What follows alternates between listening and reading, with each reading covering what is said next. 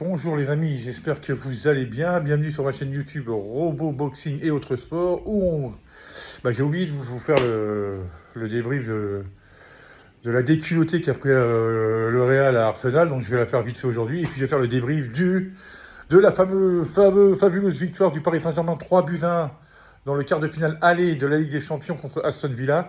Voilà, j'ai mes deux équipes préférées. Il y en a une qui a perdu, qui a pris une rousse, et une qui a gagné. Donc on va dire que je suis content à 50%. Bon, à la Real, vous voyez, je tousse.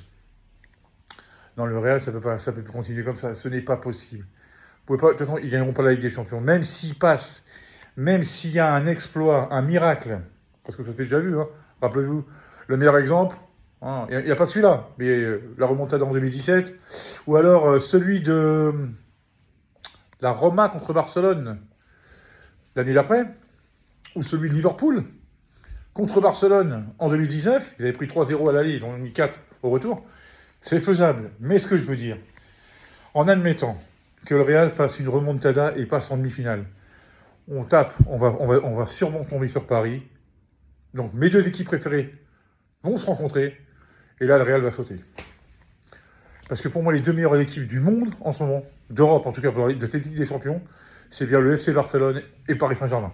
Il n'y a aucun doute là-dessus. Le Paris Saint-Germain, c'est 11 joueurs, enfin 10, parce qu'il y a le gardien, mais 10 joueurs qui montent, 10 joueurs qui descendent. Il y en a un qui perd la balle, il y en a 3 qui vont la récupérer, vous voyez. Il y en a un en difficulté, il y en a 2 autres qui arrivent. Je veux dire, c'est comme ça, c'est lié. Il n'y a pas de maillon qui manque. C'est une chaîne bien soudée.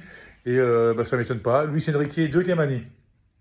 Première année, rafle tous, demi-finale de Ligue des Champions. Cette année, pareil, il va tout rafler, minimum demi-finale. Parce que là, à mon avis, je vois pas Paris va jouer pareil. Hein. Donc à Aston Villa, ils vont être obligés de sortir. Donc, il va y avoir des contres. Donc, je vous garantis qu'ils ne vont pas rester à 2 buts d'avance. Enfin, pour revenir sur le Real. Bon, ok, hein, ils ont tenu... première mi-temps, c'était plutôt accroché. Deuxième mi-temps, bon... En fait, ils ont pris 3 buts en même pas 10 minutes, quoi. Donc 2 coups francs qui viennent de nulle part. Bon, le premier me fait rappeler celui de Roberto Carlos face à la France en 97, je crois, je sais pas, il y a eu France-Brésil, il y avait eu un partout. Ce fameux coup franc là qui part. En plus, Roberto Carlos, il apprend de l'extérieur de pied, il se met face au ballon, la balle, vous croyez qu'elle va sortir d'1 mètre, elle revient, boum, poteau rentrant, à rien y comprendre. On n'avait jamais vu ça de notre vie, enfin moi j'avais jamais vu ça de ma vie avant. Et là, Rice, apparemment, le mec, il n'avait marqué aucun coup franc, et là, il sort 2 coups de génie, parce que les 2 coups francs, le premier, donc, à la Roberto Carlos, mais il apprend de l'intérieur, on croit qu'elle va sortir d'1 mètre, et puis elle revient, boum, Courtois, il n'a pas le temps de bouger. Puis le deuxième, il vous nettoie la lunette, il nettoie la lucarne. On a même vu la tête d'Mbappé sur le deuxième, il a fait comme ça, ouais, vous êtes obligé de faire chapeau bas. Et puis le troisième dans le jeu, alors là, c'est carrément une erreur de défense. Camavinga à la bas, Camavinga à là-bas, hein, voilà. Hein. Enfin, surtout à là-bas, quoi. Parce que Camavinga, encore, ça dépend. Ça lui arrive, enfin, cette année, c'est quand même 1 match sur 3 où il est bon, et 2 matchs où il est un peu, voilà. Bon, ça se voit qu'il manquait de Tchouaméni, que bon, il va revenir, il va y avoir Ceballos au milieu de terrain, parce qu'évidemment, hein, depuis Kroos, il n'y a que lui. Et dire qu'à l'époque, c'était un 3e choix, vous vous rendez compte un peu. Et devant, une catastrophe. Je crois qu'Mbappé était le meilleur des 3, mais alors, Vinicius, lamentable. Rodrigo, j'ai l'impression que dès qu'il touchait le ballon, ça lui brûlait les pieds, il fallait qu'il le remette, il tentait rien. Mbappé a raté deux grosses occasions, et on ne l'a pas vu beaucoup. Non, mais... Et puis il faut qu'ils arrivent à jouer ensemble. Bellingham, bon, fidèle à lui-même, bon, il n'a pas été extraordinaire. Mais bon, le pauvre, il est obligé de courir partout, devant, derrière, à droite, à gauche. Qu'est-ce que vous voulez qu'il fasse? Il peut pas tout faire, il peut pas ratisser tous les ballons lui tout seul. Donc tant qu'il n'y a pas d'unité, il n'y a pas de... Je sais pas, c'est bizarre, quoi. Si vous mettez que Rodrigo et Mbappé à l'avant, ça match. Mais pourquoi Vinicius Mbappé, ça ne matche pas? J'arrive pas à comprendre. Ça matchait avec Neymar, pourquoi ça ne matcherait pas avec Vinicius? Donc je sais pas, est-ce que Vinicius garde trop le ballon? Est-ce que... Je sais pas, c'est pas le Vinicius de l'année dernière en tout cas. Bon, maintenant de toute façon c'est fait, hein. 3-0, dans la tronche, net et sans bavure. Donc ça va être est-ce que ça va être un réel à réaction? Mais enfin c'est pareil, si ça passe, c'est pas dans la continuité, donc c'est relou, c'est trop les montagnes russes, c'est trop... c'est pas, voilà, comme dit Rilex, c'est pas cohérent. Ça, il n'y a rien de cohérent, il n'y a rien de logique dans leur jeu. C'est du C'est du fouillis, quoi. C'est du fouillis total. Voilà, c'est du fouillis, c'est le bordel. Voilà, le football du Real cette année, c'est le bordel total. On n'y comprend rien, c'est rien. Et c'est vrai que ça me faisait penser un peu à l'époque du PSG où il y avait des stars devant. Il y a encore une fois, les stars, il y a Mbappé dedans. Et là, avant, vous aviez Neymar, Messi, Mbappé, l'équipe était coupée en deux. Et là, vous avez les quatre fantastiques devant et il n'y a pas de milieu de terrain. Personne ne fait la jonction entre l'avant et le... Enfin bon, bref. Enfin, c'est le bordel. Donc, si le Real se fait... parce qu'on était sur les 3 tableaux encore, là, il y a une semaine. Maintenant, le championnat, on est à 4 points. Ça m'étonnerait qu'on gagne le Classico, parce que Barça a mis 4-0 à Dortmund hier. Hein, c'était démonstration. Donc, à mon avis, ils sont déjà en demi-finale aussi. Hein. Je ne vois pas le Barça les prendre 5-0 à Dortmund. Même si dans le football, on ne sait jamais. Mais enfin, quand même, il ne faut quand même pas déconner. Non. Là, les demi-finales que je vois, moi, c'est Inter, parce que l'Inter qui a été tapé le Bayern en Allemagne, donc bon, ça, c'est pas, il n'y a qu'un but de retard, mais bon, voilà, le Barça, c'est sûr, est en demi-finale, et Paris, les deux pour moi qui sont sûrs, c'est Paris et Barça. Après, normalement, Arsenal aussi, Arsenal, je ne vais pas Arsenal prendre 4 buts au Bernabéu, mais on ne sait jamais, c'est le Real Madrid, c'est la Ligue des Champions, donc on va encore se permettre les 2 petits pourcents d'y croire. Enfin, moi, comme c'est mon équipe préférée avec Paris est bien emballé. Donc, j'ai l'impression peut-être que cette année, je serai content, hein, de quoi qu'il arrive. Bon, enfin, on verra bien. Et puis Paris, alors, Paris, je vous avais dit qu'il y avait un joueur qui s'appelait Désiré Doué. Moi, je l'avais remarqué aux Jeux Olympiques. J'ai dit, ce mec-là, il va falloir le suivre de près. Après, j'ai appris qu'il venait à Paris, j'étais vraiment super heureux. J'ai fait, oh là là, ça va le faire sévère. Même s'il a eu un début de saison un peu timide, mais je savais que ça allait matcher.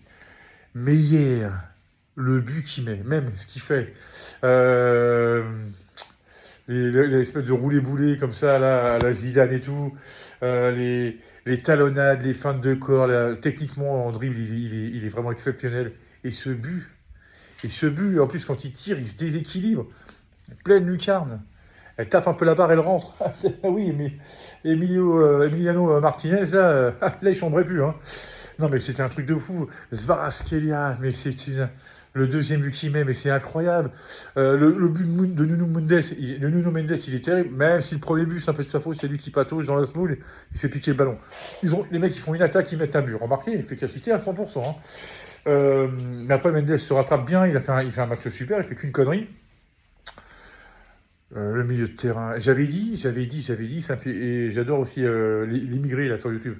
Suivez, hein, c'est vraiment pertinent. Lui et Riles, une tuerie. Qu'est-ce que je veux dire Fabien Ruiz, j'avais dit. La première année, quand il est arrivé, il y avait Messi, Neymar, je sais pas, beaucoup de ballons. Les mecs, comme lui et Solaire. Bon, lui, Solaire, c'est une catastrophe, mais j'avais dit, Ruiz, non, faut pas l'enterrer. Quand j'ai vu l'Euro 2020, donc qui a eu lieu en 2021, l'Espagne a gagné. Attends. Non, ça c'est l'Italie qui a gagné. Oui, c'est l'Italie, le dernier euro là. Voilà, le dernier euro.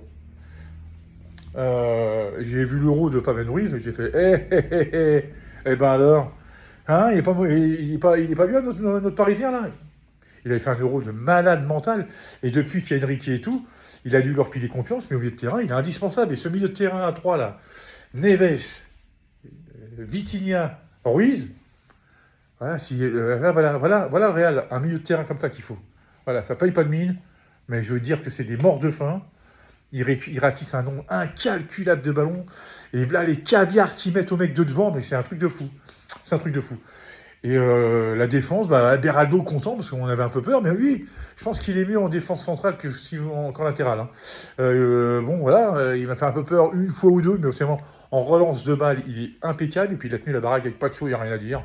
Hakimi, pareil, Mendes, voilà, Donnarumma, il a fait 2-3 sorties dans les airs, il avait même été applaudi par Luis Enrique. Non, franchement, cette équipe, elle est cohérente. Voilà le football qu'on aime, et ça fait du bien. Et j'ai hâte d'être à la semaine prochaine, les amis. Parce que maintenant, voilà, c'est bien. On n'a plus à attendre 3 semaines avant d'avoir le match retour. C'est très bien.